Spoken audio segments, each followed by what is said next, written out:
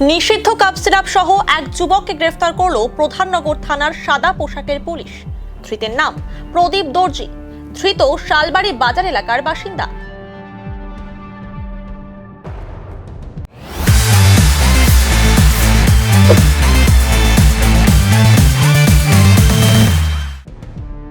রবিবার রাতে নাকা তল্লাশি চালানোর সময় 30 বোতল নিষিদ্ধ কাপ সিরাপ সহ প্রদীপ দর্জিকে গ্রেফতার করে পুলিশ।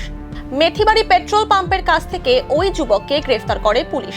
সূত্রের খবর, বেশ কিছুদিন ধরে শালবাড়ি বাজার এলাকায় নিষিদ্ধ কাপ সিরাপ ডেলিভারি করার কাজ করত ধৃত। আজ তাকে শিলিগুড়ি আদালতে তোলা হয়। গোটা ঘটনার তদন্তে নেমেছে পুলিশ।